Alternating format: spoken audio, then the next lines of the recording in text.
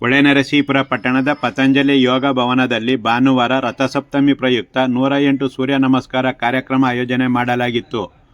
ಸೂರ್ಯದೇವನ ಮುಂಜಾನೆಯ ಕಿರಣಗಳಿಂದ ಔಷಧಿ ಗುಣಗಳಿದ್ದು, ಇದರ ಸ್ಪರ್ಶದಿಂದ ಹಲವಾರು ಪ್ರಯೋಜನಗಳನ್ನು ಅನುಭವಿಸಿದ್ದೇವೆ. ಅದೇ ರೀತಿ ಸೂರ್ಯ ನಮಸ್ಕಾರದಿಂದ ದೇಹದ ಸರ್ವಾಂಗಗಳಿಗೂ ಚೈತನ್ಯ, ಜ್ಞಾನ ಮತ್ತು ಆರೋಗ್ಯ ವೃದ್ಧಿಸುತ್ತದೆ ಎಂದು ಯೋಗ ಗುರುಗಳಾದ ಗಣೇಶ್ ಪ್ರಸಾದ್ ತಿಳಿಸಿದರು.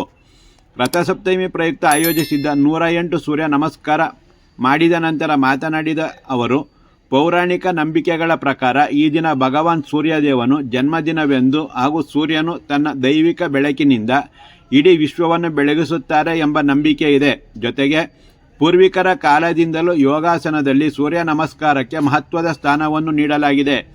ಆದ್ದರಿಂದ 2004ರಿಂದ ರಥಸಪ್ತಮಿಯಂದು ಸೂರ್ಯ ನಮಸ್ಕಾರ ಮಾಡುವ ಮೂಲಕ ಸೂರ್ಯದೇವನಿಗೆ ವಂದಿಸುತ್ತೇವೆ ಎಂದು ತಿಳಿಸಿ, ಸೂರ್ಯ ಕಿರಣಗಳ ಮನುಷ್ಯನ ದೇಹದ ಮೇಲಿನ ಪ್ರಭಾವ ಹಾಗೂ ಉಪಯೋಗಗಳ ಕುರಿತು ಸಮಗ್ರ ಮಾಹಿತಿ ನೀಡಿದರು. ಪತಂಜಲಿ ಯೋಗಕೂಟದ ಹಿರಿಯರಾದ ಸತ್ಯನಾರಾಯಣ ಶೆಟ್ರು, ಕರುಣಾಕರ್, ದಿನೇಶ್, ಎಂಪಿ ವಾಸುದೇವಮೂರ್ತಿ, ಎಚ್.ಕೆ. ನರಸಿಂಹ, ಮಂಜುನಾಥ್, ನಾರಾಯಣಪ್ಪ, ದರ್ಶನ್, ದೇವರಾಜು, ಕೃಷ್ಣಮೂರ್ತಿ, ಆದಿಶೇಷ, ಪ್ರಕಾಶ್, ಚಂದ್ರಮತಿ, ರೂಪಾ ಮಂಜುನಾಥ್, ಸುಜಾತ, ಪ್ರತಿಮಾ, ಬೃಂದ, ಧನಲಕ್ಷ್ಮಿ, ನೇತ್ರಾವತಿ, ರೂಪಾ ಹಾಗೂ ಇತರರು 108 ಸೂರ್ಯ ನಮಸ್ಕಾರ ಕಾರ್ಯಕ್ರಮದಲ್ಲಿ ಭಾಗವಹಿಸಿದ್ದರು.